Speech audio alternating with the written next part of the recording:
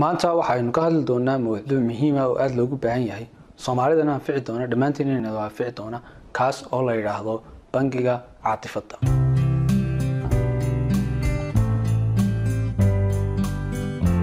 haddii ay tahay markii ugu horeysay aad soo booqdo channel-kaygan sidoo kalena aad xiiseyso mowduucyada la xiriira jacaylka, haasawaha, qoyska, horumarka shakhsiga iyo horumarka dalka guud ahaanba waxa aad subscribe gareysaa channel-kaygan adiga oo click siinaya subscribe-ta hoose sidoo kalena channel-ka ku daraya. bismillahir rahmaanir rahiim. Assalaamu alaykum warahmatullaahi wabarakaatuh. subax wanaagsan, duhur wanaagsan, galab wanaagsan dhamaantiin xilli kasta oo ay idin tahay kuna soo dhawaada mowduucan aan ka hadlayo kaas oo ah bangiga caatifada. sida aynu ogsoonahay qof walba qof ayaa u garanaya, qof walba dad fara badan ayaa is garanaya. dadka faraha badan leh ay is garanayaan waxa ay u taagan tahay nin bambeel. qof walba si gaar ah ula dhaqmaa, qof walba si gaar ah u jecel yahay, qof walba u ixtiraama. waxa laga yaabaa dadka qaarkood inay isnacib yihiin. marka waxaan doonaynaa inaan fahanno bal xikmadda ka dambaysa waxa sababay waxa iyo xiriirka labada qof ka dhaxeeya noocyada ay tahay.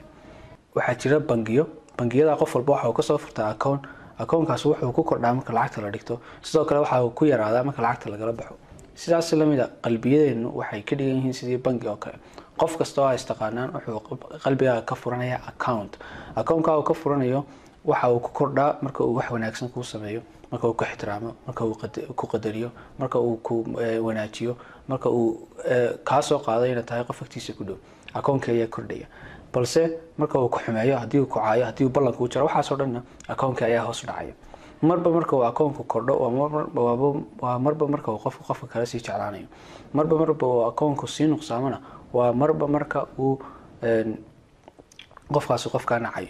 sidaas la mid ah qofku dadayoo kale yana account ayaa uu ka furtaa. account-nadaas waxay ka dhigan yihiin sida uu qofka ula dhaqmayo.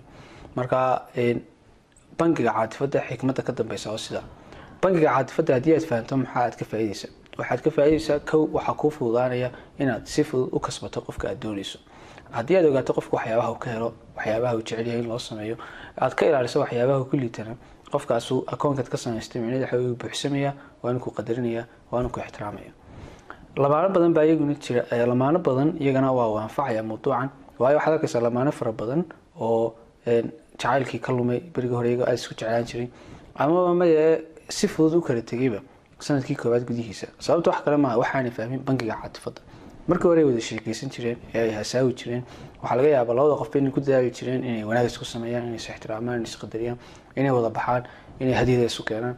laakiin labadii qof markii ay isguursadeen ee ay guriga isugu yimaadeen, waxyaabaha cajiibka dhacay waxa laga yaabaa in wixii ay isku sameyn jireen aanay isku sameyn.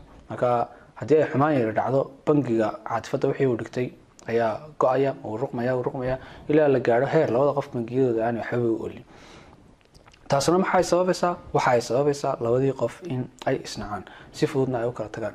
waa sababta keentay markaa sanadka ugu horeeya labada qof in uu khilaafku ka bato sanadaha dambe. waa sababta keentay labada qof ee isfuraa inta badan furiinku inuu ku dhaco sanadka ugu horeeya.